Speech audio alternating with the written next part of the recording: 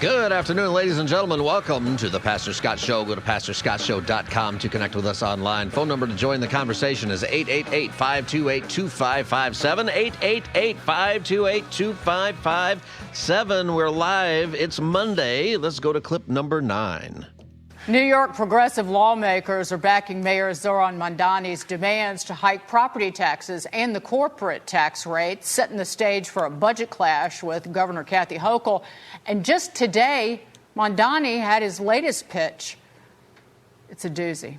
Lowering the estate tax threshold over 90% from $7 million, that would be passed on tax-free, to just $750,000. So even dying and passing on your assets, which had already been taxed, well, they cannot go untouched. So double taxation, confiscation.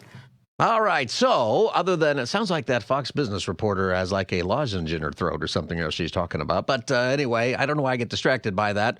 I thought because of this new proposal by Mamdani that it's time for a socialism update on the Pastor Scott Show.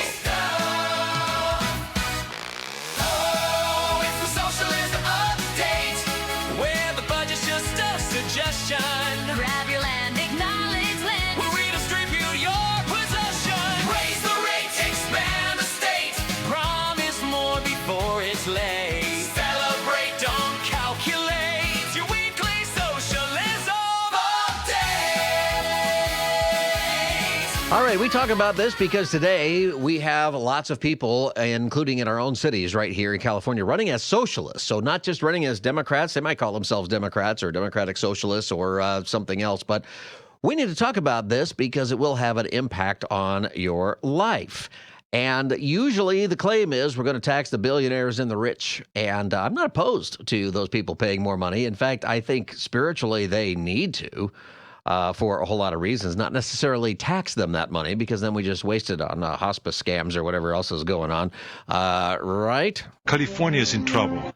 But the recent statement here in New York that is all about raising money to pay for a bunch of programs. New York State, by the way, or New York City, just so that you're aware, the budget for New York City has about a $12 billion deficit right now that the new mayor is trying to cover so that he can have some of his programs. The city budget for one city, New York City, is bigger than the entire state of Florida. Just one city. Did you know that?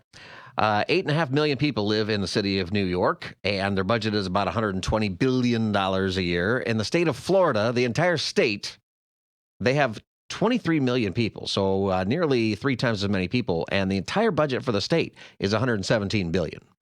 So just what we're talking about here is a city that has gone up. That expenditure, by the way, just the last 10 years has gone up. And what's happening is people are leaving the city. Go to number 11.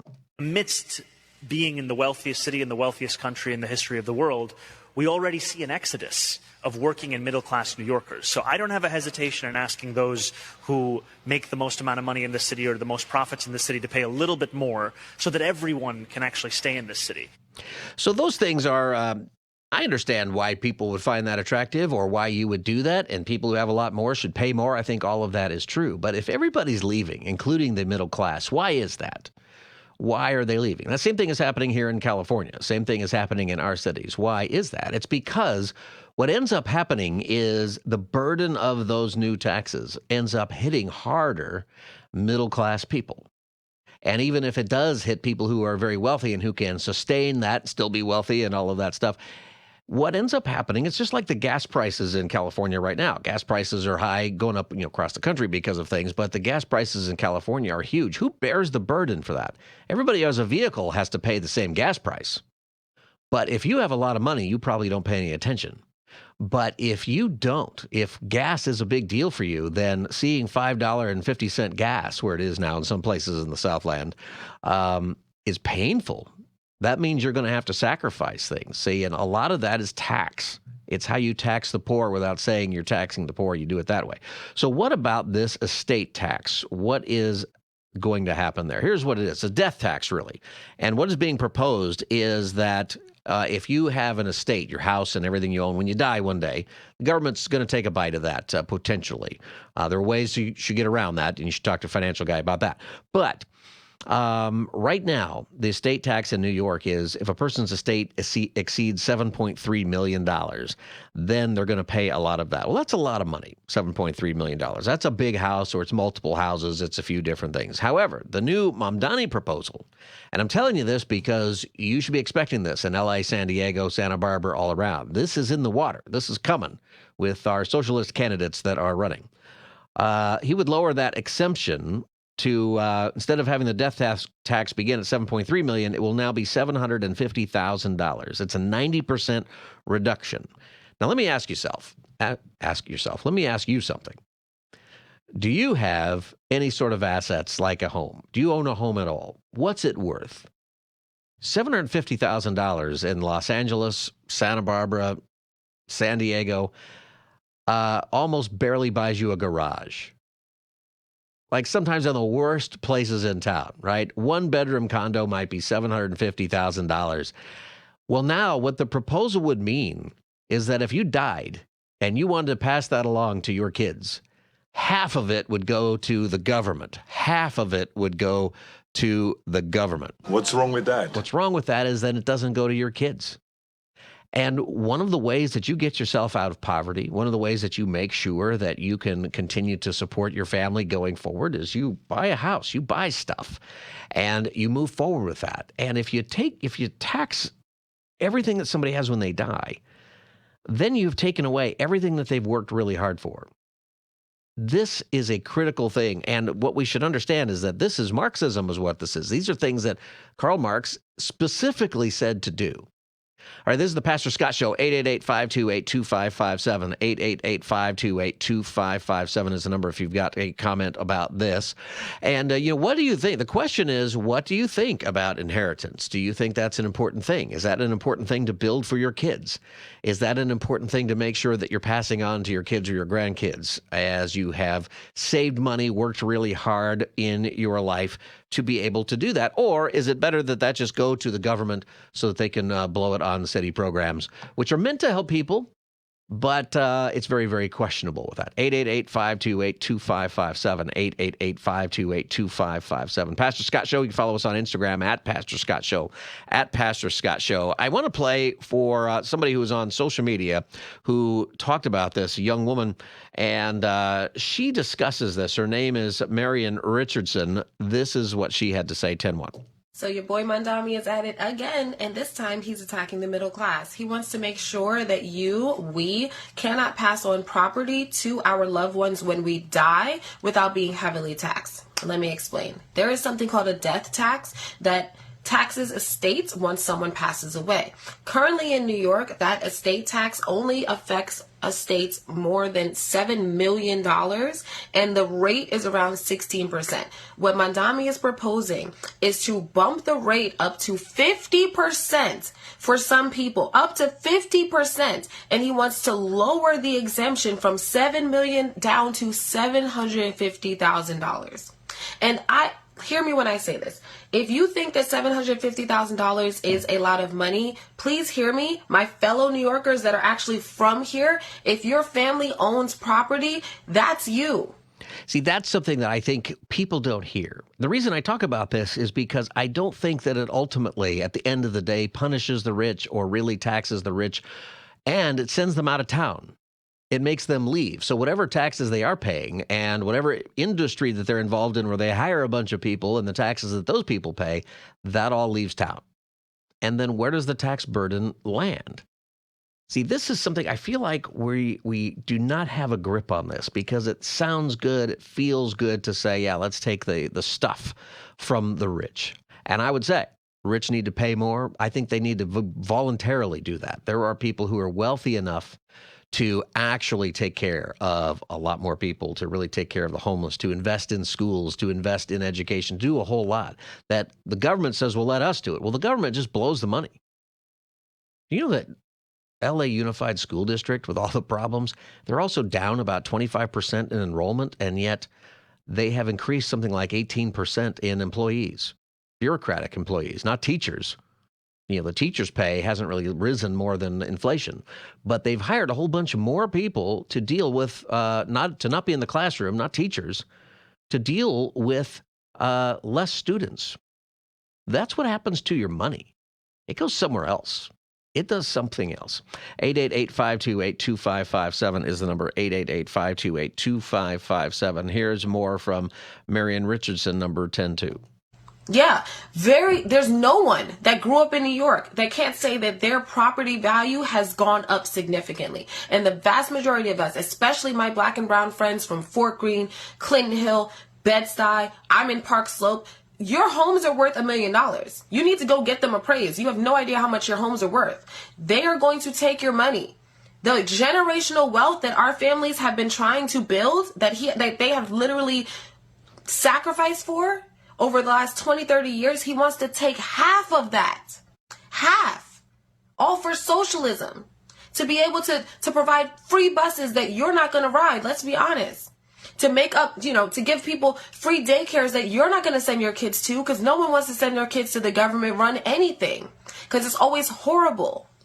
And let's be completely honest. He needs this money to support illegal migrants because he is adamant about us being a sanctuary city, which means if you come here, we will not turn you over to ICE. Instead, we will give you a ton of our taxes to take care of you. All right. So she's got some strong opinions about how that money is spent on different things in New York. But the point is that that money was going to be your inheritance for your kids. And we're not talking about the multimillionaires and the big mansions and all of that in this case. What we're talking about is the people who bear the burden of this new tax. It's just proposed in New York, and it's part of a big threat that if he doesn't get as much money from the state, there's a lot of issues with the state and how they do taxation, and he can't do a lot of his plans if they don't raise taxes. The governor doesn't want to because she would like to get reelected, like you do. And raising taxes is not a real good way to get reelected, especially when the burden of those taxes is middle class.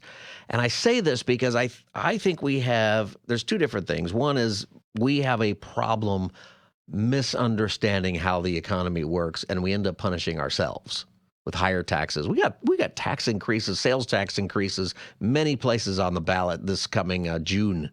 And Californians tend to vote for that stuff. Who pays for that? And where does that money go, I wonder? It often doesn't go where we think it's going to. And you pay it. It's an incredible thing. 888-528-2557, Pastor Scott Show, 888-528-2557. Go to pastorscottshow.com to connect with us online, pastorscottshow.com. So the other issue is inheritance and the purpose of inheritance in a society. Do you think, have you ever received an inheritance? Was that something that you were counting on? Was it a surprise? Was it something that your family needed? What did you do with it? What is the value of that? If you are saving up, if you are investing or you are buying a home or hope to do that one day, and I know that's hard today, and that's part of one of the issues, right? My son asked me this weekend, he pointed out it's going to be really hard to get a house, isn't it? He's kind of putting all the pieces together. I said, yeah, and we talked about it and the importance of making some good decisions early about a lot of things. And, it's still going to be hard. So a lot of people are burdened. It sounds good when we hear, oh, we're just going to take it from somebody else. But what if it doesn't come to you anyway? Where does it go? What is the purpose of inheritance? Is that a good thing? Because Mamdani would say no. His housing director in New York says we should get rid of personal property when it comes to homes and most things, that nobody should own anything, that everybody has a right to a place to live. It's the idea. And I can understand the attraction with that. And that there should not be people who own their own homes at all. That is the plan. That comes straight out of Marx. And the idea is that Marx would blame, and his contemporaries would blame, inheritance on why there is such class difference and things like that. He would say that wealth passing from parents to children keeps the bourgeoisie class in power, that eliminating inheritance would help redistribute the wealth and break class structures. That's the whole philosophy kind of behind that. The problem is it doesn't happen. In fact, if you have a bunch of kids and then you leave an inheritance, it actually does divide it up, which is a really interesting thing. That if you have a whole bunch of children and then you leave them your house or you leave them what you have, you aren't making a whole bunch of rich people. You're giving a small benefit to a few people who then still have to make it. A little nest egg is how it works. And that used to be how that worked, when people would have 7 or 8 kids, right? You might have a lot of money in your family, but then mom and dad pass away, and it gets divided up between 12 kids, and now you suddenly don't have as much. And the family might have as much, but you only have 1/12 of it, of whatever's left, you see. And then you have a bunch of kids, and then they only get 1/12 of what you got. And that's how the system resets when it's being done right. 888-528-2557 is the number, 888-528-2557.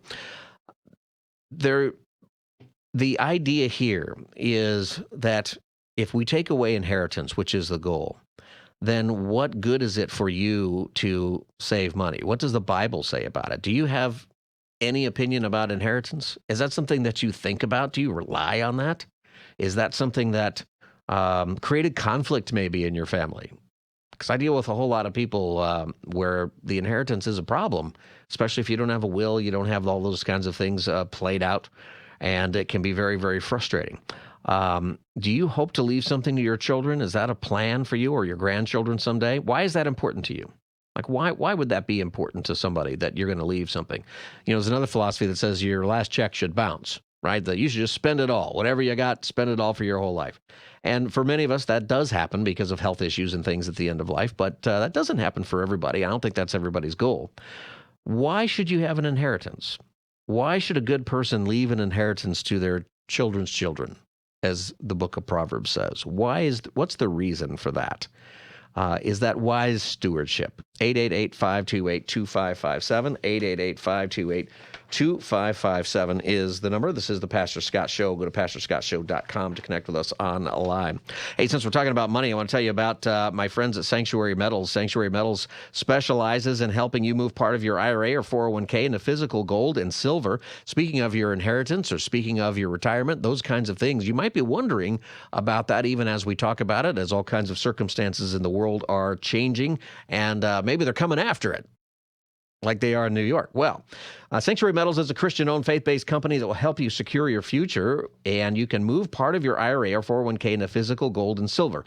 Maybe you have an old investment account that you can't manage anymore because you left that job, or if you're over 59 and a half, you might be able to roll over what you have now into a new gold or silver IRA with no taxes and no penalties if you qualify. It takes about 15 minutes to get started over the phone.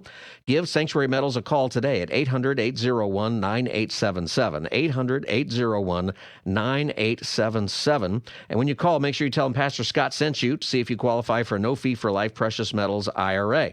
That's 800-801-9877, or go to sanctuarymetals.com, sanctuarymetals.com.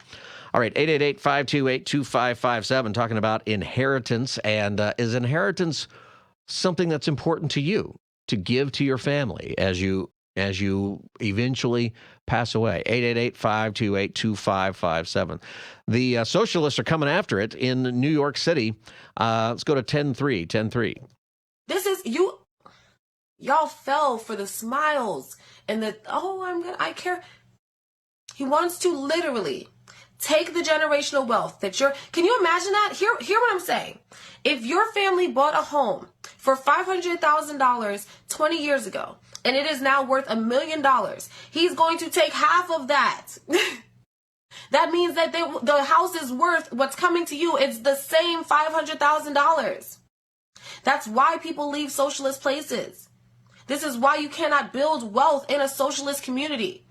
And she is exactly right about that. And that's something I think that we should know that I feel like we don't.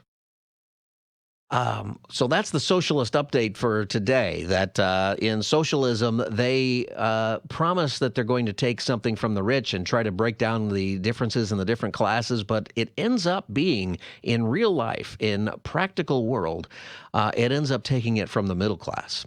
And this is why people flee those countries.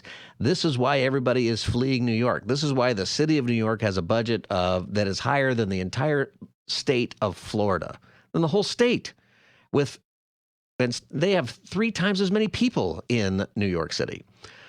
This is coming to Los Angeles. People on the ballot now. It's coming to San Diego. People on the ballot now. What are you going to do about it? All right, 888-528-2557. This is you. Oops. So coming back, inheritance. Do you want an inheritance? What does inheritance mean for you? Is this something you want to leave? Is this a good idea? Or do you agree with Mamdani and his philosophers that it's a bad thing?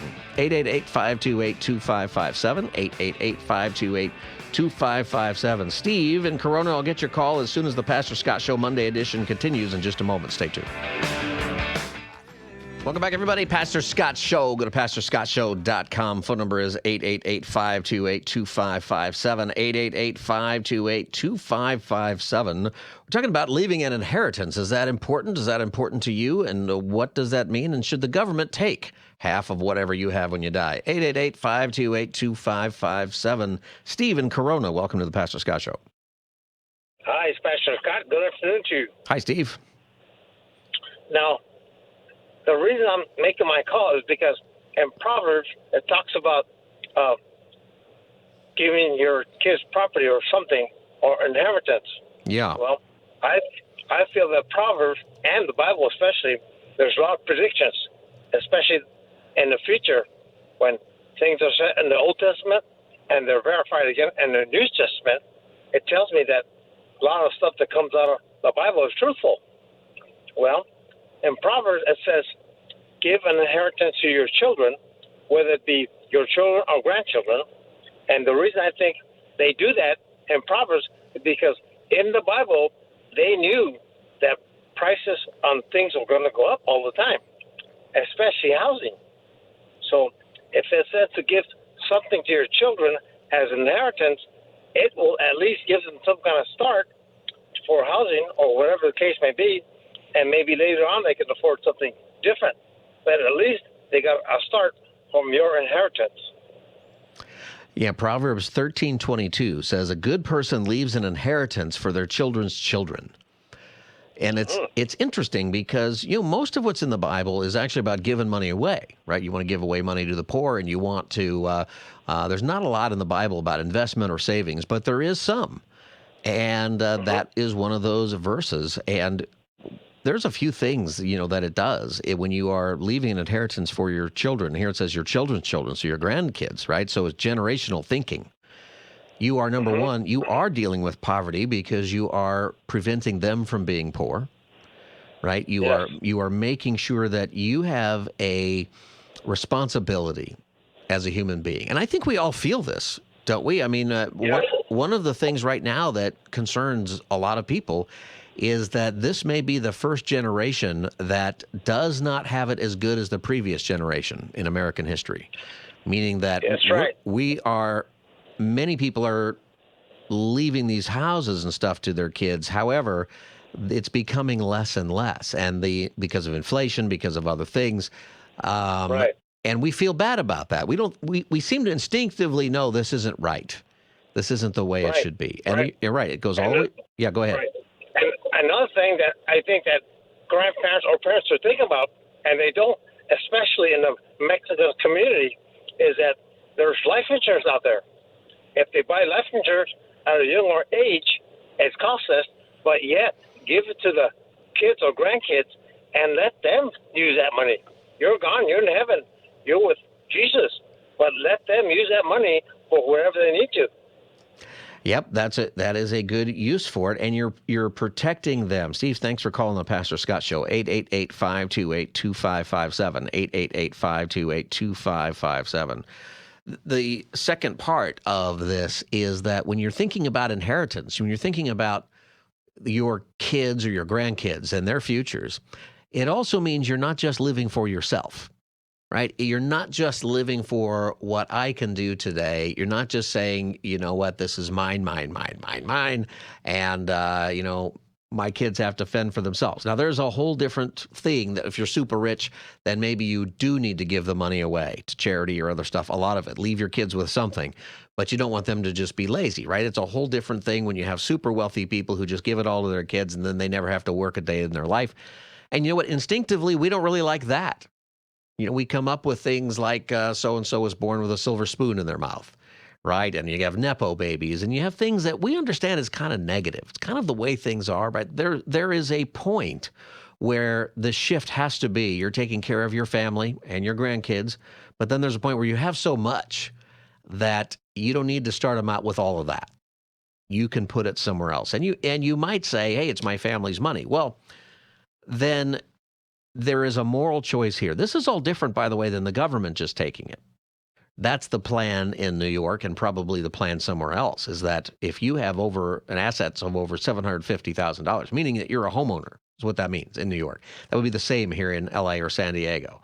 Even just a small condo somewhere, you probably have that much, especially if you own it outright. You do have that much, and it's likely that you would get there at some point. They just want to take it. They want the government to take it. And that leads to, this question. Do you believe that what you leave behind should belong to your family, or that you should be the one who decides where that money goes? Or should the government get a share of it, and how much should they get? Right? How much should they take? And I think that's the big deal. And I think behind all of this, I was mentioning how these proposals are driven by Marxism, and that always sounds like what people use the words Marxist, or they use the word fascist and stuff, and they don't really know what it means. You keep using the word. I don't think it means what you think it means. We use these words as sort of flippantly, sort of as left and right insults or something. But what's important is when you have people who come out and they say, no, I'm a trained socialist. I'm a democratic socialist. I have these agendas. There's a philosophy behind it that has been proven to not work. And the Marxist philosophy on inheritance and home ownership and families is very specific. Abolition of all rights of inheritance. That is point 3 in the 10-point program for a proletarian rule in Marxism. That there should be no inheritance. Whatever you have when you die, all of it should go to the state. That's the idea. None of it goes to your kids. Why? Because they believe that this is just wealth accumulation, and that it means that other people aren't getting anything. And I can understand why that would be attractive, because, we have people today who say, gosh, I don't think billionaires should be billionaires. I get that. I think when you stand before Jesus and you are, super wealthy, that could be a very bad place to be. What did you do to share this with people in need? When you saw me hungry, what'd you do? If you're very wealthy, I think you should be very concerned about that. But that doesn't mean that the right answer is that the government should take it, especially when the government is likely to just probably waste it on different programs and different things. 888-528-2557, 888-528-2557. In 1869, in a speech to the International Working Men's Association, Karl Marx clarified that inheritance isn't the root cause of inequality, but it's a symptom of private property in the means of production. He's arguing that abolishing inheritance, it doesn't end exploitation, but it's a step in the right direction. And so the whole idea is that the state would take all of capital and all means of production. That's what these guys are talking about. So when they say we're just going to tax the rich people, the rich should pay more, everybody resonates with that to a certain degree. But when the policies are implemented, you find out that the burden of that, the weight of that, that's why the weight of taxation always is on the middle class. The weight of taxation, the weight of it, even when you're buying your food or you're buying stuff for your home, even when you're poor, you've got to pay the sales tax. You've got to pay the gas tax. There are certain taxes that you might be able to get out of if you have a certain deal with the electric company and stuff. There's certain rates that they can help you with, but otherwise, you're paying a lot with all of that. And this is where this doesn't really work. So later Marxists, modern Marxists today, view the estate or death taxes as aligning with anti-inequality goals, that you just can't have private property and you can't pass it along, and that it's just wrong for you to do that. I say that's wrong thinking, that the biblical approach to this, the approach that has worked in Western society that's not communist. The reason that communism fails and is in utter poverty, you have the elite that is super rich all the time, but then you have utter poverty with everybody else. It's because you take away every mechanism and every incentive for building wealth. I mean, if you decide you can't save money, you can't buy a house, you can't invest, you can't put money in a retirement account, you can't do all this stuff, and you're not going to be able to send any to your kids, then what's the point? And then you're not going to work as hard, and you're not going to innovate, and you're not going to do the things that would cause the average person to work really hard to build something for your kids or grandkids. See, it's that part of human nature, the way we are designed, that it takes away. And I get on this because we have it on the ballot. We're literally voting for people right now who have this philosophy that is saying that, hey, all of your problems are because you have this capitalist system and it's just all bad. There are definite problems with capitalism. And so we're just going to tax the rich. What I'm saying is they're not going to tax the rich. What's going to happen is the rich are going to leave town. So what's happening in Florida, it's happening in California. All these billionaires, they're leaving. And we're going to put something on the ballot. We'll probably vote for it where we're going to have this massive tax, one-time tax. It's retroactive all the way back to this year, 5% billionaire tax. It'll put a lot of money in the coffers of California for 1 year. And then the billions of dollars that those people are paying in taxes every year will be gone to Florida or Tennessee or Texas because they're all moving out. And then where are we going to be? So you get 1 year, maybe 2 years of, hey, some much better revenue, which will probably blow on some dumb things. I take offense at our policies and strategies. And then you will no longer have that revenue because those taxpayers no longer live here. I can't scream that loud enough. And why does it matter from a Christian perspective? Because it's the poor who suffer. Because it's the people who are working hard every day just to make ends meet. It's the people who are working hard paycheck to paycheck so they can buy the gas, so they can have a home, whether they're renting or buying. It is those people who bear that burden. And if we don't understand that, we are in a lot of trouble. I think it is an alarming trend that we have. And so from a Christian perspective, why does this matter? Because we don't want people to be poor. And it's attractive. It's compassionate to say, hey, rich people ought to pay more. I think so. There is a way to do that. But if the burden ultimately falls on the people who aren't rich, or it makes people who are on the cusp of having some wealth not have it any longer, then all you're doing is destroying the entire tax base, and then everybody hurts. All right, that's my rant on that. This is the Pastor Scott Show. 888-528-2557 is the number if you want to comment. 888-528-2557. When we come back in a minute, we're going to give away some free tickets. Free tickets to Called and Equipped. Our ladies' conference is coming up this Thursday, so stay tuned for that. This is the Pastor Scott Show. Go to pastorscottshow.com to connect with us online. We're live every day from 3 to 5. We'll be back as the Monday edition continues. Stay tuned. Welcome back, everybody. Pastor Scott Show. We're live. It's Monday, March 16th. Great to be with you today. 888-528-2557 is the number if you want to join the conversation. Talking about inheritance, whether or not that's a good idea. Do you think about that kind of stuff? 888-528-2557. But before we do that, I have a special announcement. We are giving away free tickets to Called and Equipped, which is our women's gathering that is coming up this Thursday, this week, March 19th from 11 to 2 at the Brookside Golf Club in Pasadena. And you can buy your tickets right now at kkla.com. There are a few tickets left. You can go to kkla.com and click the Called and Equipped banner. But we're going to give away a couple of tickets. Now, I'm going to give you a special phone number that you have to text in order to win the free tickets. Same number I've been giving out now for a couple of weeks. So we're almost there to this event. Called and Equipped is a soul care gathering for women who are serving in their church. So if you're serving in your church in one way or another, that you're the pastor's wife or you are on staff or you are a volunteer of one way or the other, you teach, you make the coffee, you teach the kids, you do whatever. Maybe you have a role and you pray for people and maybe it's not even official, but you know you're playing a good role in your church. Well, this event is for you. Ladies, we want to encourage you. Our keynote speaker is Becky Brown from New Life Live. Our comedian is Amberly Neese. She is a lot of fun, and she is funny, and we've got some great other guests, too, who will be there to encourage you and to just give you some wonderful encouragement and advice as you serve in your church, and you'll get to know other people who are just like you, and that is a lot of fun. It's this Thursday, March 19th at 11 o'clock in Pasadena at the Brookside Golf Club. It's right next to the Rose Bowl. Here's the numbers. You're going to text the word CALLED for free tickets. For free tickets, text the word CALLED, C-A-L-L-E-D, to this number, 866-347-4959. You can call right now, 866-347-4959. Once again, 866-347-4959. Text the word CALLED to that number right now.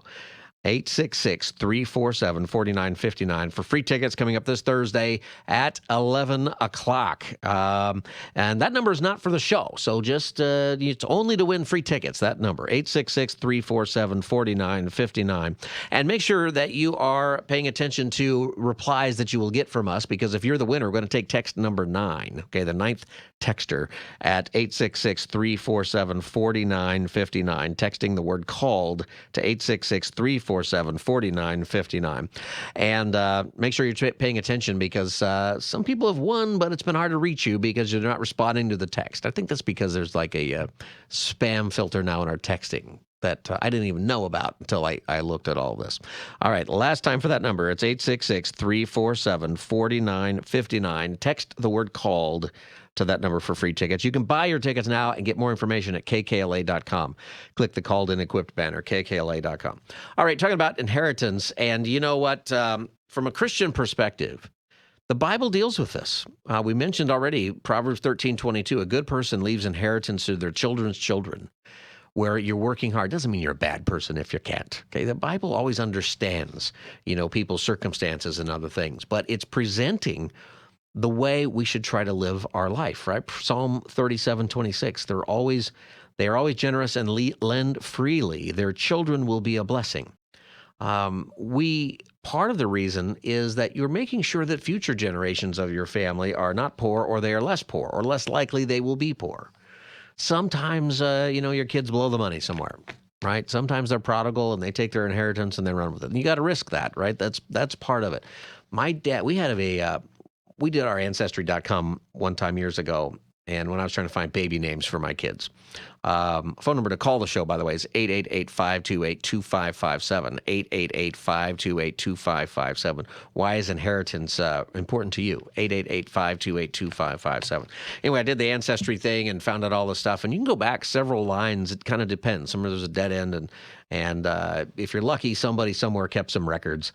And there's one line in our family where it's on my dad's side, where it would seem like sometime around the turn of the 19th, 20th century, we should have had a lot of money, right? There was one line where there was a lot of money in there, and you kind of wonder what happened to it. Well, part of it is whenever there was inheritance, it got divided up to 6 kids. Okay, it still should have been a lot, and I have no idea what happened on all of those except for my great grandfather,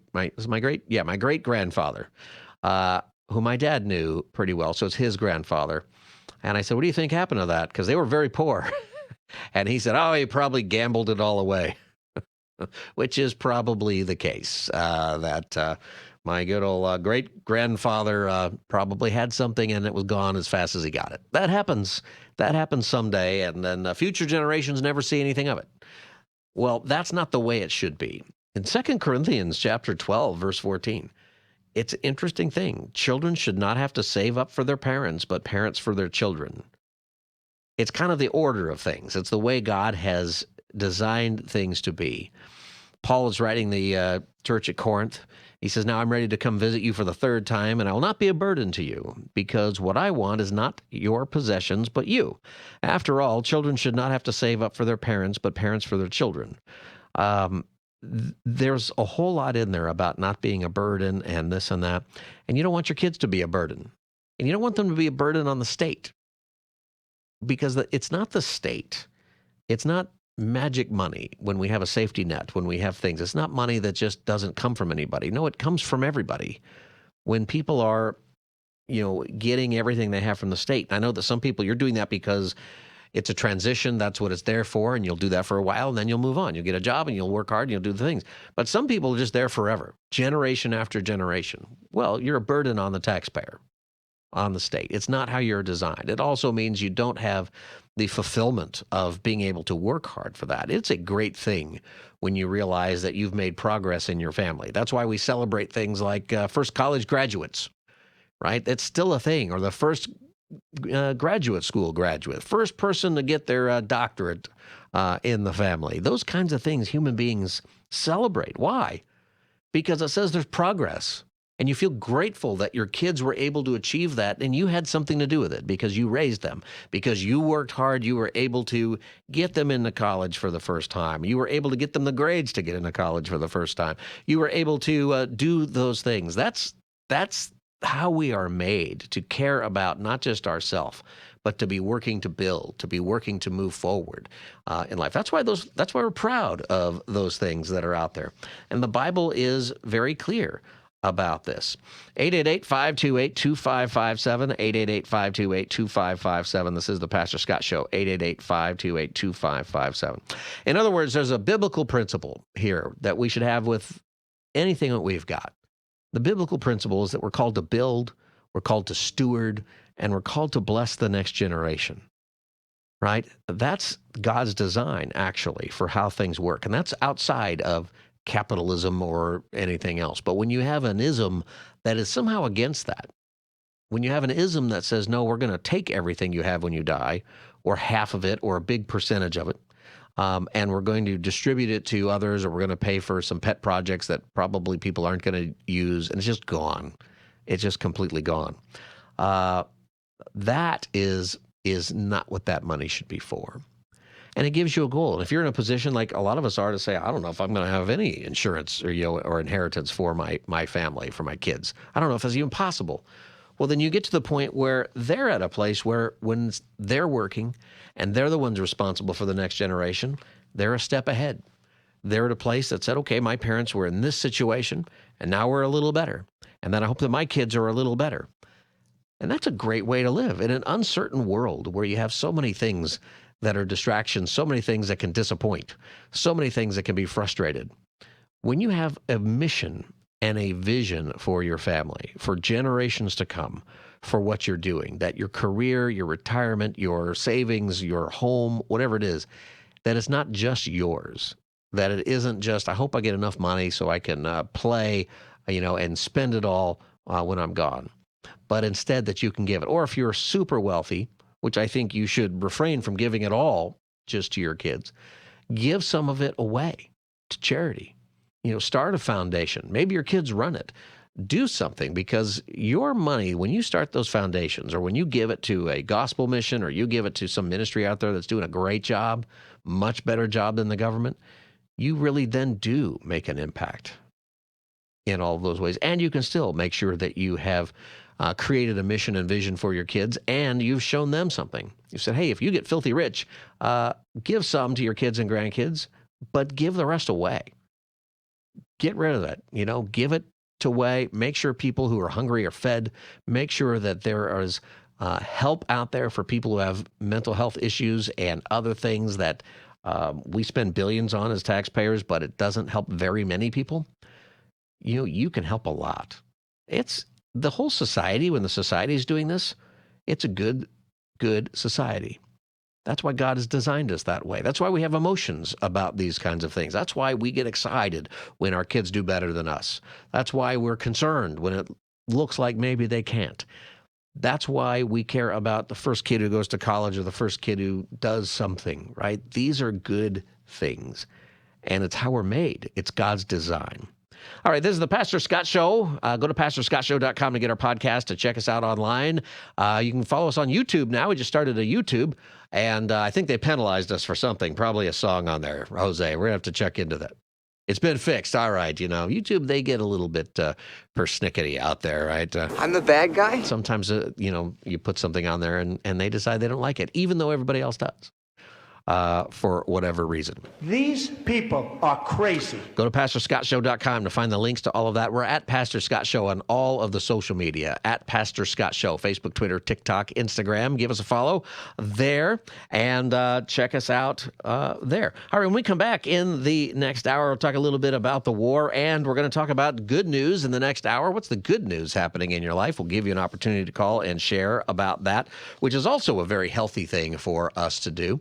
And if you're, when we come back, we'll talk a little bit about the war. And if you've got some thoughts about that, this is a good time to share. It's been going on for a couple of weeks. and there's some uncertainty and other things about that. So give us a call, 888-528-2557, 888-528-2557. Hey, if you are ready to give, go to kkla.com now, and our ministry of the month is Dignity Freedom Network. We'll tell you more about that, but you can provide relief packages to persecuted Christians in South Asia. Check it out. We'll be back as the Pastor Scott Show continues. Stay tuned. Hey, one of the things that's important is also taking care of your health. You want to take care of your health so that you are around long enough to build an inheritance like we've been talking about for your kids. Well, sleep apnea is one of the things that takes away your ability to stick around because it can actually lead to your death because of heart attacks and stroke and other things that happen when you're not getting enough air while you sleep because of sleep apnea. Well, I went to go see Dr. Eddie Simon for mine because I didn't want any of that, but I also didn't want the CPAP machine. Dr. Eddie Simon has created a custom device that he has made for me. You go sit in his office in Los Angeles, and this device, it's a mouthpiece that I wear. It moves my jaw and my tongue in the right position so that it opens up my airway and I breathe normally. It stopped my snoring completely, which my wife is excited about, and it relieved my sleep apnea. I wake up feeling refreshed and great. This can work for you. Call Dr. Eddie Simon at 800-92-SMILE, 800-927-6453, or go to tmjexpert.com for Dr. Eddie Simon. We'll be right back. Good afternoon, everybody. We're live. It's Monday on the Pastor Scott Show. Hope you are well. Go to pastorscottshow.com to connect with us online, pastorscottshow.com. Phone number to join the conversation is 888-528-2557, 888-528-2557. We talk about issues of the day from a Christian perspective. Go to clip number 1. Thank you very much for being here. We have a wonderful group of very, very smart, talented patriots at this table. Our powerful military campaign to end the threats posed by the Iranian regime continued in full force over the past few days. They have been literally obliterated. The Air Force is gone. The Navy is gone. Many, many ships have been sunk. They're warfighting ships, but I guess they didn't know how to use them. And anti-aircraft is decimated, their radar is gone, and their leaders are gone. Other than that, they're doing quite well. That's President Trump giving his assessment of the war today in the Middle East, in Iran. And we'll talk about that for a little bit, but I am wondering kind of how you're doing with this. And the reason I'm asking is that this weekend, so many people, in fact, already this morning, I had a funeral to do, went to San Diego and had a funeral down there. And I have had this conversation come up with my family, with friends, even with neighbors. Maybe 2 weeks into this, I think people are trying to wrap their head around what's going on. You know, how do you feel about the war? You know, Pastor Scott, what should we do? A lot of concern, a lot of uncertainty, which is normal, I think, when it comes to this kind of thing. And one of the things that I try to remind people is that there's always been unstable times. Even when things seem like they're stable, things can go bad really quickly. So how, are you with things right now? Are you anxious? Are you frustrated? What do you do? And as a Christian, if you're a Christian person, what do you do to live faithfully in these times of uncertainty?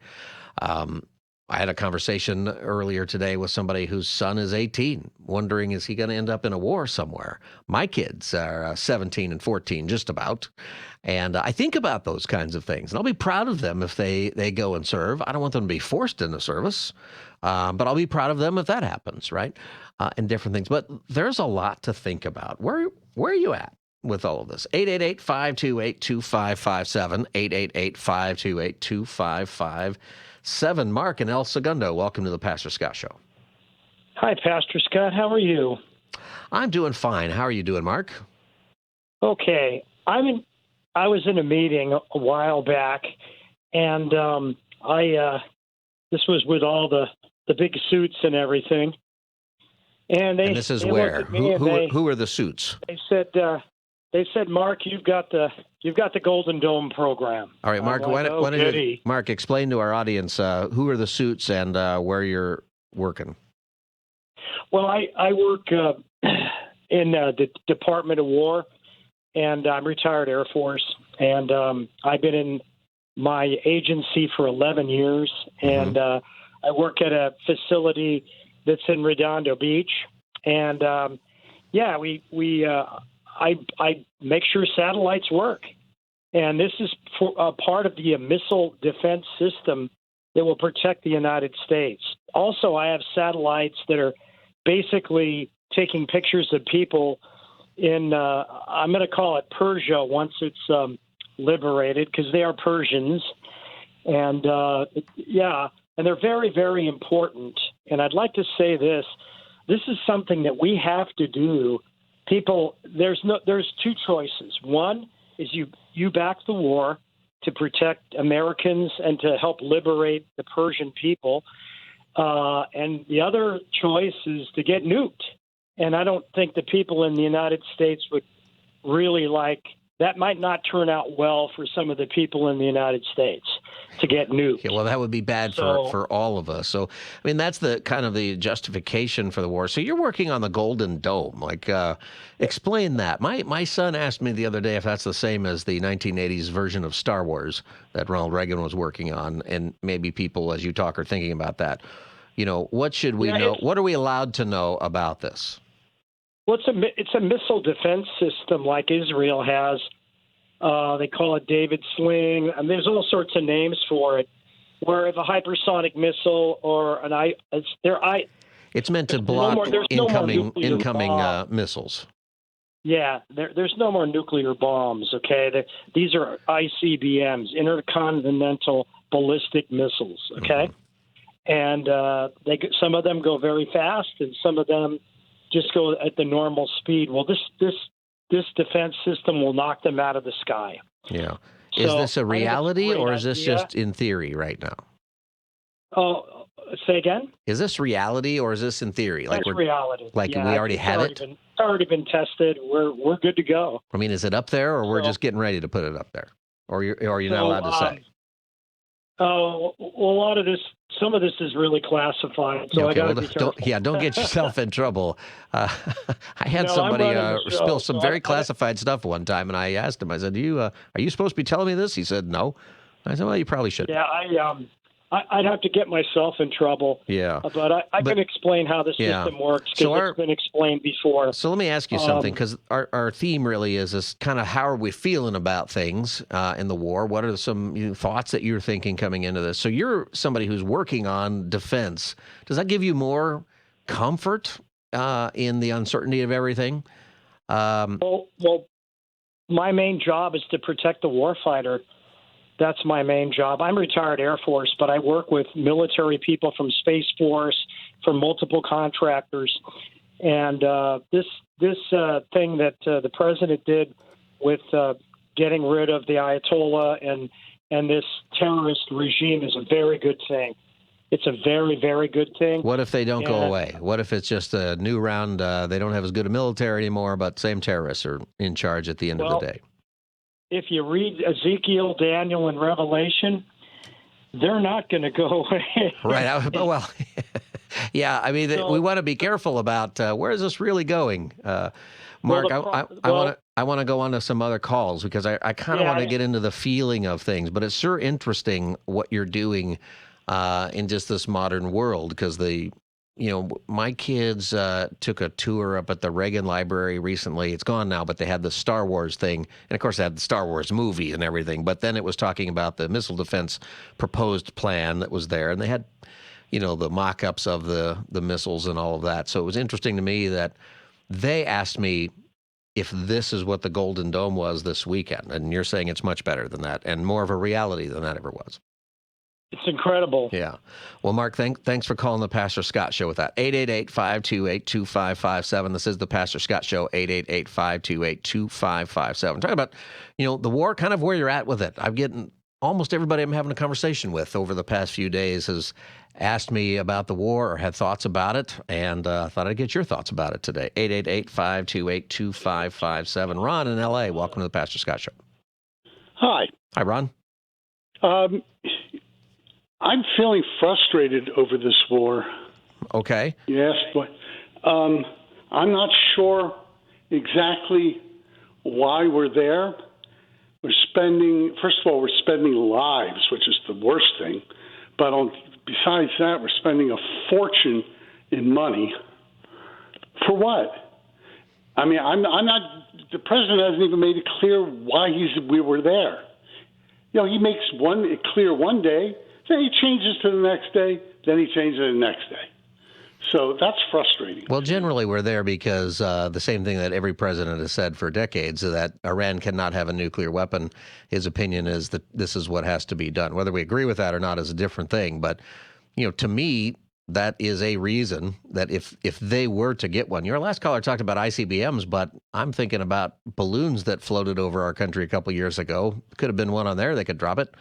What about drones? You know, we live in a different time. You know, this is a... Well, okay. So, but, I mean, that's a pretty good reason. I'm not saying that what we're doing, I'm not arguing in favor of that right now, but it's a pretty good reason that if a bunch of people who say they want to kill you with nuclear weapons threaten that, and they walk into a room and say, hey, we got enough uranium, we can make 11 of them, that's you got to do something. Well, thing is, a deal was made under President Obama, and the people that monitor that confirm that Iran, even though they do want death to us, was complying with that agreement. That's never been an issue. But Mr. Trump doesn't like Mr. Obama. That would be putting it mildly. So he tore up that agreement. But let me ask you something, Ron. Ron, yes. You just said this is a group of people who wants us to be dead, which is kind of the main point. So when you make an agreement with those people and you give them a bunch of money, why would we do that with a bunch of people who want us dead? Because we want to, by the way, the North Koreans want us dead also. And it's true, but are we giving them a bunch of money? Are we making, and there's the difference is... better example, Putin. We are. In fact, we just let a whole bunch of them have access to oil, which is better than money to them. Yeah. And the fact is, they were agreeing with that. There was when you show a foreign country that you are not good to keep the agreements that were made, what do you expect them to do? Now, when they said they were complying, nobody, right or left, said that they weren't complying.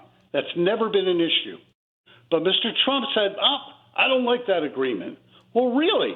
Is that a fact? And all of a sudden, he breaks the agreement. Let me ask you this, because I have other callers, and I appreciate what sharing, because there's people who feel the way you feel, for sure. Is this driven more because of an issue with Trump, or is it driven more because you don't think that the Iranians are actually a threat of using nuclear weapon on us or Israel or Europe or somewhere else? The Iranians are definitely a threat, but when it's confirmed that they're complying with that agreement, why do you attack them? Well, what does that do for the United States of America? Because the confirmation is also, and this is also, the UN has seen this, and everybody else, is a different, say, than Iraq when we said they're developing weapons of mass destruction and they really weren't. Everybody says that they are enriching uranium for only one reason, to build nuclear weapons, not for energy, not for all the other stuff they say.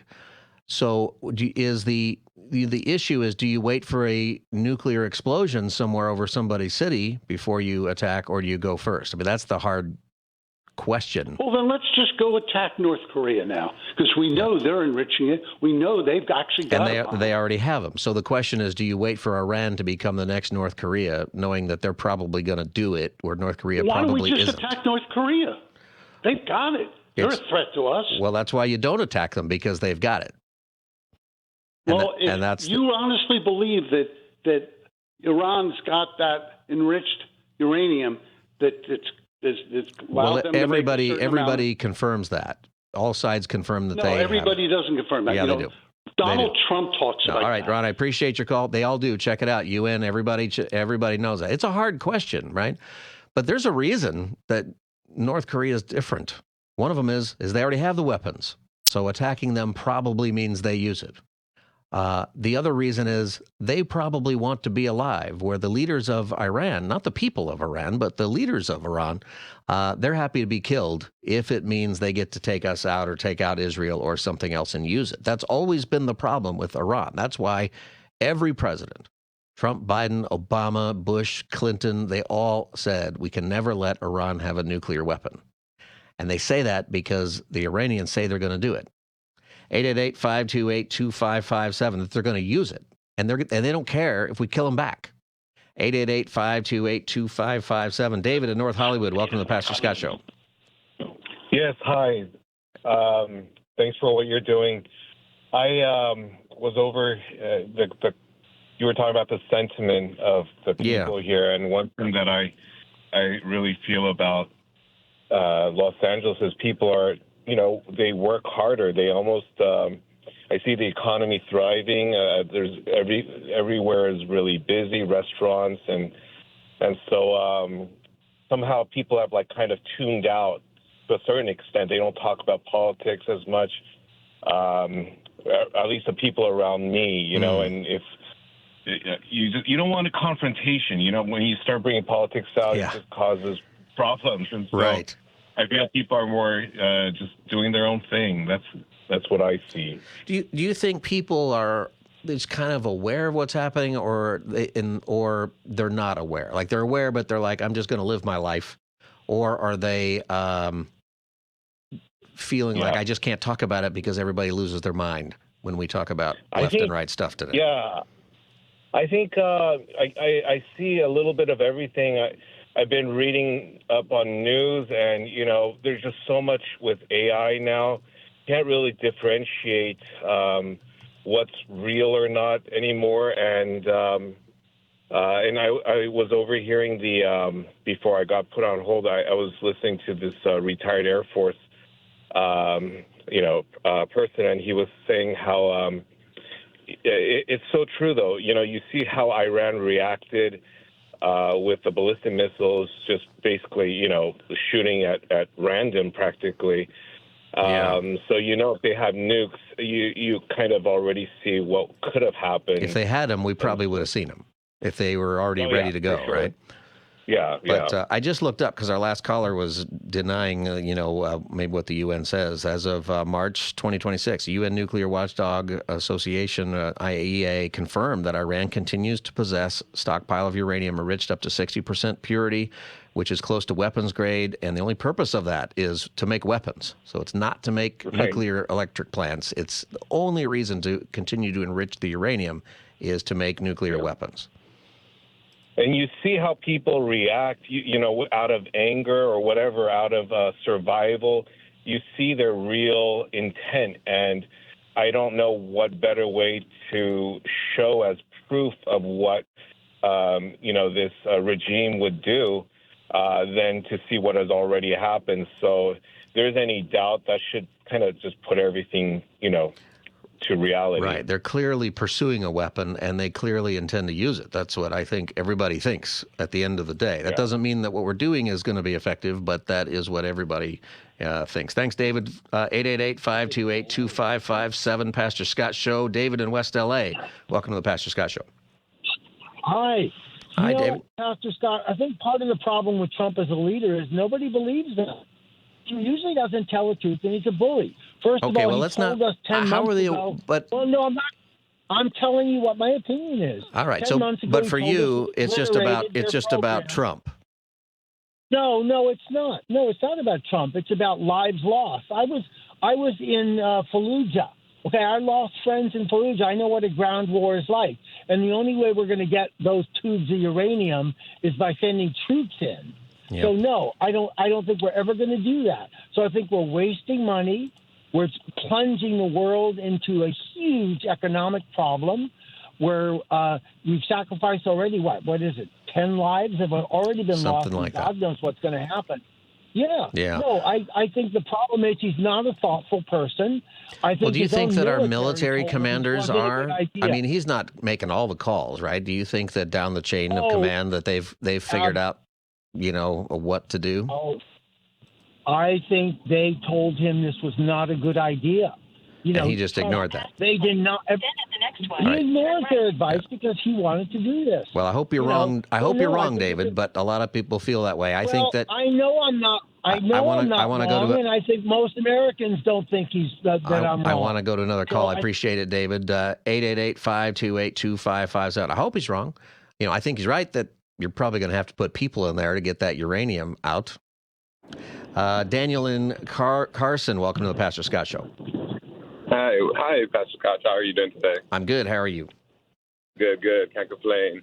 So I just actually wanted to share like a message or a reminder of what Jesus taught us in the Bible, where he even talked about like what the signs are for his coming. And it's when you hear like rumors of wars and signs of war, he told us not to worry. And for these things must happen. No one knows the time or date, so I'm not saying that time or date is now, but he tells us not to worry about these things. And we have to stop waiting for, presidents and other people to make a change, and we ourselves have to start making that change. And, allowing God to refine us and allowing God to reshape us so we could actually be his children and follow in our brother's footsteps, Jesus Christ, who showed us how to become God's children. And he told us to love one another and just be in the now. We don't know what's to happen tomorrow. We can't worry about the future. The only thing that we could do now is control now and control who we are around and love those who are around and spread that love and that Jesus and God told us to give one another. So I think that's great.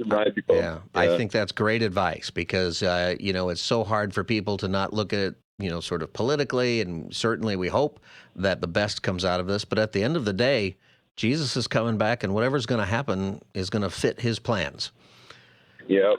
God uses all, no matter what, bad things, God uses for the good. And it might be hard on us right now, but that's why we have to make that community of people who can help us and who could help us carry on during these difficult times. Yeah. Daniel, thanks for calling the Pastor Scott Show and encouraging us with that. 888-528-2557, 888-528-2557. Just getting the feels out that people have about the war. I've gotten, this weekend a lot of questions, and you've got some calls, and I'll take your calls when we come back on at 888-528-2557, 888-528-2557. And maybe one of the things you can talk about is, how do you live faithfully when the world seems uncertain? Whether it's your personal life or it is national things, global things like this. 888-528-2557. Jeanette and Steve, I'll get your calls when the Pastor Scott Show Monday edition continues in a moment. Stay tuned.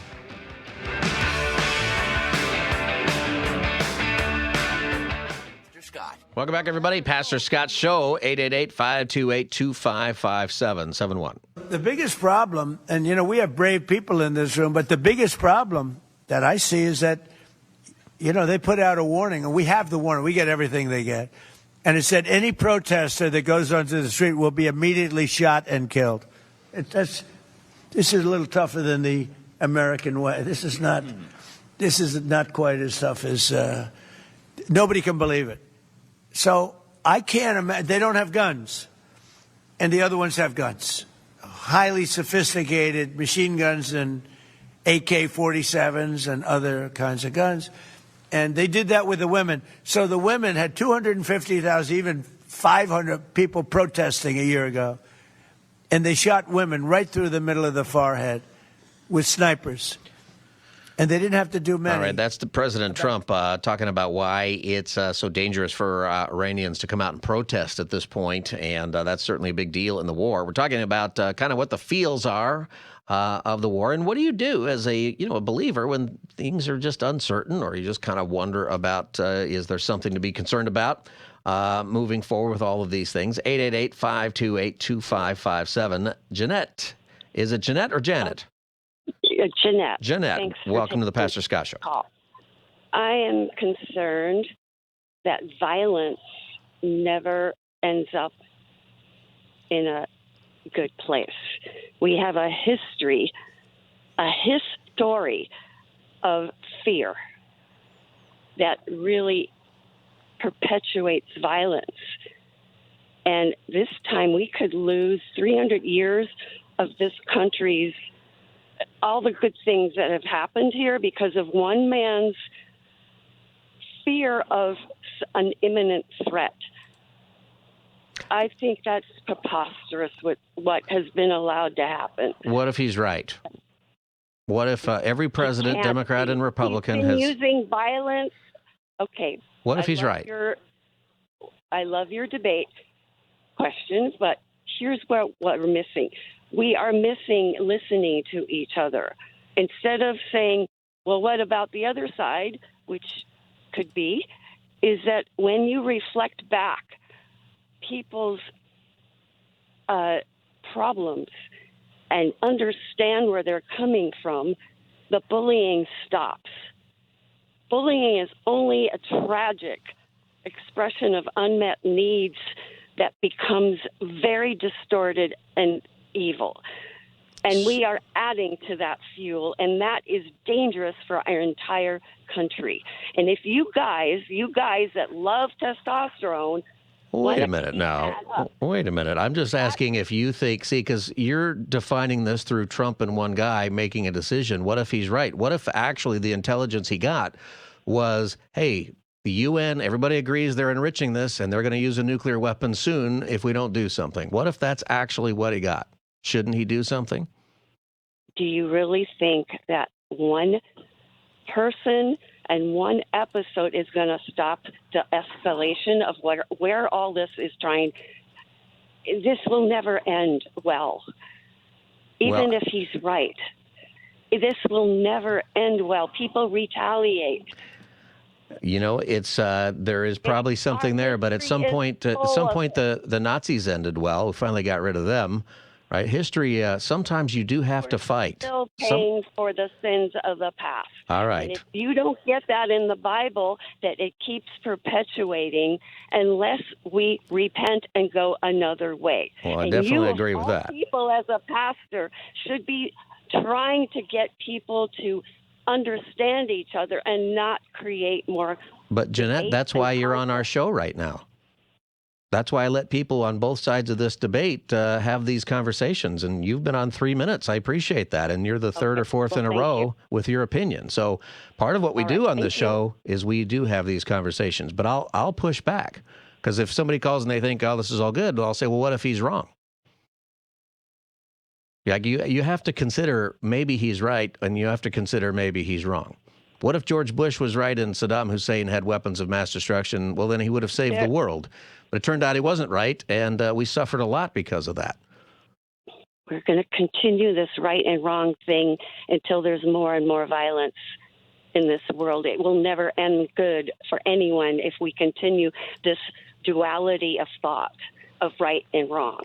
All right. I ask you as a pastor to look into that and learn to reflect back instead of asking for more division. I'm not asking for division, Jeanette. I appreciate your call. Thanks for calling the Pastor Scott Show. 888-528-2557, 888-528-2557. Steve in San Diego, welcome to the Pastor Scott Show. Yeah, so regarding what Jeanette just said, it is biblical to have right and wrong. I mean, there's the Ten Commandments, either you do them or you don't. Isn't that right? There's definitely right and wrong. You know, I feel like I'm not really sure I understand fully where she's coming from. Some people don't want to have a discussion that might be on the other side. And there's people on both sides, right. particularly in this world today, right? There's people on both sides who, the far sides. You know, there's people who every single thing Trump ever does is wrong. You know, if he picks his left nostril instead of his right nostril, he's an evil man. And then there's people on the far right who everything he ever has done is okay. And, you know, I think as Christians need to be able to look and go, you know what, nobody's perfect. And we need to call it like we see it. That's what we try to do on our show here. Well, the reason why I call is some of the other callers call in and they claim to speak for the entire country, and they don't. And as I told your screener, you know, as I think the polls are indicating the majority of Americans support the action taking place in Iran right now. The mullahs have promised to kill us. They are a death cult. I wish the left could understand this, and this is just, you know, their response is TDS, which is unfortunate. Well, now, on the other side of the, let me go back to your poll thing. It's interesting because when the poll question, I was just reading an article about this, the poll questions, when it includes the word Trump, most of them Americans are opposed. But when it just includes action against Iran, most Americans are for it. So there's a toxic, thing that happens to people. Isn't it? Yeah, and strange psychology. Yeah, and that's an interesting thing going on in our country today, is that we can't have a conversation without that. Well, here's another piece of the puzzle which I'd like to understand. I don't understand. You know, President Trump tells us that we've destroyed their Navy, destroyed their Army, destroyed their Air Force. Yet why can't we protect the Strait of Hormuz? Well, I think it's an excellent thing. And the way President Trump talks is, everything is always kind of hyperbole. But I think the part of it is the Navy is destroyed, but there are these little small boats that drop off the little the mines and stuff, and I think those are still floating around. And the Straits of Hormuz is close enough to the border where people can take pot shots at you from the shore. Yeah, well, there's the A-10 Warthogs I think they were going to bring in. Yeah. And those things shoot like 70 rounds a second. Yeah. I think it's like a 35 millimeter, 70 rounds per second. That's what you use on those little boats. But I'm not a military guy. I don't know.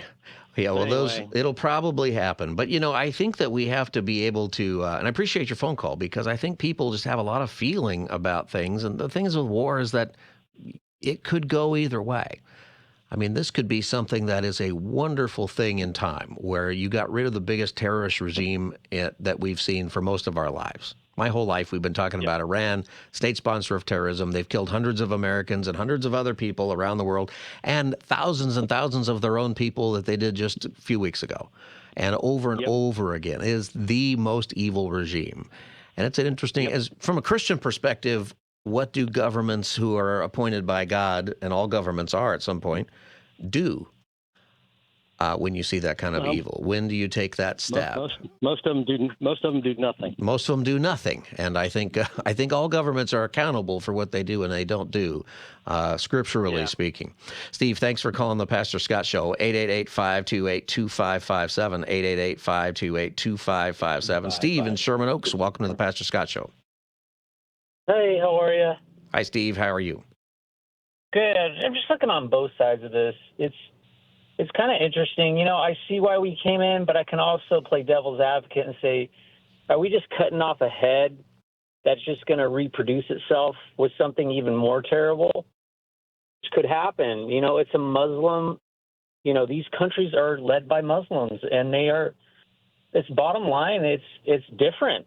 Well, I talked about that kind of the other day. I talked about like the difference between Venezuela. Venezuela, what happened there, that country might do super well because of what happened.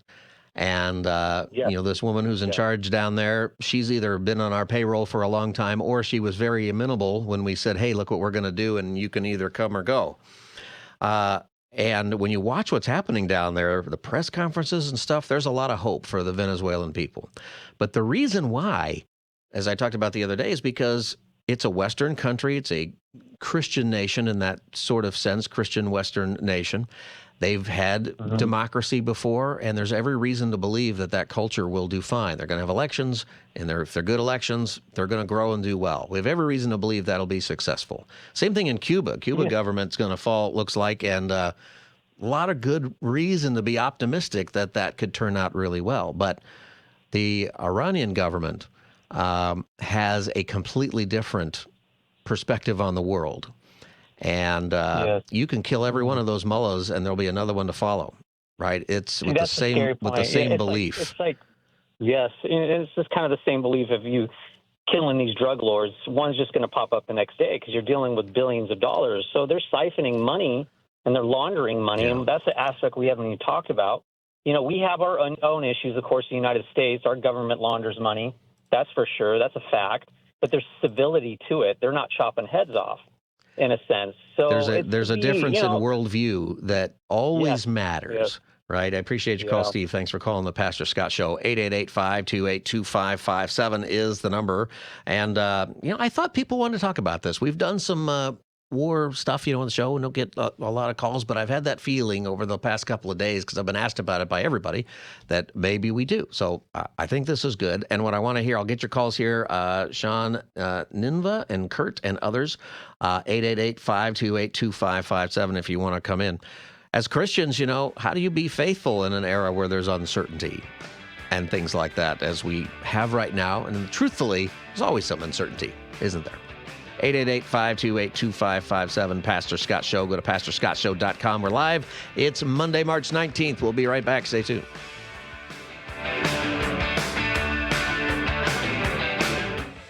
Welcome back, everybody. It's the Pastor Scott Show. We're live on Monday. Go to PastorScottShow.com to connect with us online. The phone number is 888-528-2557, 888-528-2557. I'll get your calls here in just a second. Hey, I want to draw your attention to, we have Ministry of the Month here in Los Angeles, KKLA. You might have a different one on your local station, so go to your local website, radio station website, to check that out. But here in LA, it's the Dignity Freedom Network. Dignity Freedom Network is an organization we worked with a lot. And what we're doing right now is we are preparing emergency relief packages that are going to families that are suffering from Christian persecution in South Asia. And this is a really big deal. It's going on a lot. There are pastors who are just arrested for sharing their faith, their whole family. They begin to lose their freedoms and lose the stuff that their homes and things like that. And the emergency relief package is providing families with urgent medical care, emergency food, legal aid, which is a really big deal, and life-saving support services. So these packages, Dignity Freedom Network is offering at $40 a piece. $40 gives one family an emergency relief package. $80 is two families. $120 is three families with food, medicine, support, and all of those things. And you can do that right now by going to kkla.com and clicking the banner at the top of the screen, or you can call this number for Dignity Freedom Network. It's 877-347-2809, 877-374. I think I said that wrong. 877-374-2809, 877-374-2809, or just go to kkla.com and click the banner at the top of the screen. You'll really help these pastors. I was talking to somebody the other day who's been dealing with that, and the stories are incredible, and the help is a really good thing. So go to kkla.com, and you can donate now. All right, Pastor Scott Show, we got a bunch of calls on this. I basically just said, what are the feels you got about the war? And so 888-528-2557. Be to the point, and I'll get to you as soon as we can here. Sean in L.A., welcome to the Pastor Scott Show. Hi, Sean, you still there? All right, Sean, I'll come back to you. Ninva in L.A., welcome to the Pastor Scott Show. Hi, thank you for taking my call. I just wanted to thank you for having this program. I know a lady that called a few minutes ago. She was not happy, and she was pointing at you that you are pastor, you should not do this and do that. And my question to her as a Christian is that if you see somebody needs help, you will not help. Have you heard about near 40,000 people that they have been killed in only 2 days? Yeah. And in Iran, the Iranian government did that in the last couple of months. Months ago. And I have to add that I am an Assyrian from Iran. I've been living here since 2000. And I'm really thankful to President Trump that he's doing this. And my people, they are protesting every Saturday. If you pay attention, they are going out and they are thanking President Trump, and we are all praying for that. And I am a Christian, and my husband is also Christian from Iran, and we are going to Shepherd Church, and we met you also. So I wanted just personally to thank you for having this program. That's all. Hey, thank you for all of that. Are you feeling hopeful, anxious? How do you feel about all of it? You're grateful of the possibilities, for sure. No, we are not worried. We know that God is in control. We know what He is doing. We have been praying many years for these changes, and Iranians are the first number one church right now that is growing. Lots of people are coming to Christ, and this is God's work. Yeah. And, well, thank you. And keep praying, and I'm hoping that everything works out for the best here. And, I know I have some pretty good friends from Iran, and they feel the way you do. A lot of... Yeah, and actually tonight we have prayers in one of our churches. We are gathering, and we're going to pray. Oh, good.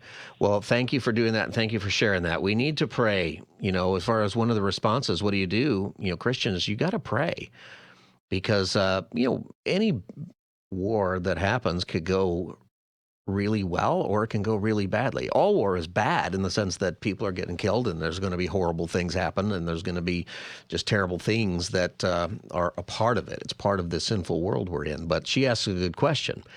How does the world respond when that government killed 30 or 40,000 of its own people? And I read a report on what they did, and it's gruesome what they did. And they just did it in a couple of days. And this hardly got any news around the world. What do you do if you're the United States, if you are Western countries, and you see that happening somewhere? And it's a debatable issue. You can't get involved everywhere. So what do you do? It's really hard to watch that happen and do nothing. 888-528-2557. Kurt in Woodland Hills, welcome to the Pastor Scott Show. Hi, good afternoon. I was just thinking about the history of Islam and how they've infiltrated Europe to probably a negative degree, but I just feel like our internal threat from Islam was much greater than that of Iran. And I think the longer that this war goes on, it may cost the Republicans the House, and Trump's approval rating will go way down. Like, I'm kind of neutral. I like a lot of his policies, but I kind of didn't agree with this because we attacked them in June, and he said with the bunker busters, and he said, oh, we've knocked out their nuclear capability to make a nuclear weapon. So you never know what the truth really is. When we attacked them in June. Right, so we don't know how far that went, and most people think that the uranium, the enriched uranium, or the ability to do that has survived. Oh, yeah, they probably have that way recessed into the mountain caverns like we have Cheyenne Mountain, you know what I'm talking about in Colorado? Yep. Yeah, so they totally have. Do you think, though, that regardless of how the politics turn out in the elections, is it worth it if it's the right thing to do, or not worth it? Obviously, it's not worth it if it's the wrong thing to do morally, regardless of the election. But is it worth it even if Republicans ultimately lose the election? Probably not. It's also, I understand. I knew it was going to happen when we had that massive buildup of all the aircraft going over there. Oh yeah, it was not a surprise. Really. We totally telegraphed we that. sent, and there's probably no way around that when you're sending, enough aircraft carriers and ships and planes into the region that, you yourself are blocking the Straits of Hormuz just with your ships. Right, and you're not going to just send them back for no reason. But I think we had sympathy for, of course, the protesters getting killed in the thousands. But really, it's a hard thing. How do you? Yeah, regime change is a harder thing, I think, than it is in some other places. Kurt, I appreciate your phone call. 888-528-2557. I'm gonna try to get to as many as I can here. Sean in L.A., real quick. Are you back? Yes. You got to go to the next person. I can't talk right now. Okay. All right. Hold on. Sean in California, welcome to the Pastor Scott Show. Oh, hey, how you doing? Just wanted to add on, I was listening to a lot of the callers recently on both sides of the aisle in terms of that Iran situation. Yeah. And I guess I just wanted to get your thoughts on, regardless of what side you're on, when Jesus says things like, if you see that, don't believe it, that kind of thing. In other words, what I'm getting at is if this is just yet another big distraction, like a show kind of thing. I don't know. Well, we find out usually later, what the real deal is with lots of things when it comes to wars. What I would say with this is that the difference between Iran and, say, Iraq and some other things is that the whole world and people on all sides have said we can't let them have a nuclear weapon because for religious purposes they plan to use it, which is a lot different than, mutually assured destruction that we had with the Soviets or even with North Korea. Those are countries that aren't chanting, death to America and don't have and they don't have a religious reason for being willing to sacrifice themselves, for a religious cause. Well, these mullahs do. And that's always been the big problem with Iran, other than the biggest state sponsor of terrorism. Both sides have said we can't let them have a nuclear weapon. And the difficult conversation is, how long do you wait? Do you wait for them to have one and then use it? Or do you go in preemptively? And those are difficult questions because, you're going to war. You don't know how that's going to turn out regardless of what your motives are. But I think there's a genuine threat there. I think that there is 4D chess going on because it affects China and Russia a lot, connected to Venezuela and Cuba as well. There's a lot more going on than just Iran. And we'll probably, sometimes you find that stuff out a long time later. So I hope I hope is that it's the best for the Iranian people at the end of the day, that you have a people who have been murdered at, horrific numbers by their government for years and who are imprisoned in that country, that they would have freedom. That would be a great result, regardless of whatever other plans there are. Oh, those are really great points. Yeah, I was just thinking about one of the previous callers seemed to be just determined to be on one side of it, and you kept reminding the person that it's important to entertain both sides. But I was also thinking outside the box kind of thing. I feel like there's so much religious impact to this whole thing. It's hard for me to, I guess I was in lockstep with everything Trump did for the first number of years, but recently I've kind of pulled back. I'm thinking, I don't know about some of this stuff, but well, it is okay to question our leaders, even if you voted for them. And I think that's a good thing. And it's also okay to compliment and support your leaders even when you didn't. I mean, our whole country needs Trump to be right on this.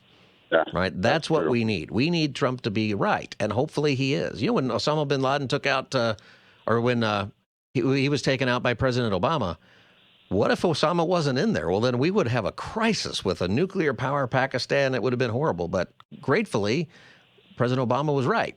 He was in there. And, we want our presidents to succeed. That's why the Bible tells us to pray for our leaders, regardless of who they are, that they succeed in the right things. And we want to do that. Kinthy, I won't get your call, but try us again. It's an important subject. It'll keep coming up. Sean, we'll try you again another time. This is the Pastor Scott Show. Go to pastorscottshow.com to connect with us online. Follow us on socials at Pastor Scott Show. Follow us right now while you're looking at your phone. We'll see you tomorrow from 3 to 5. Good night.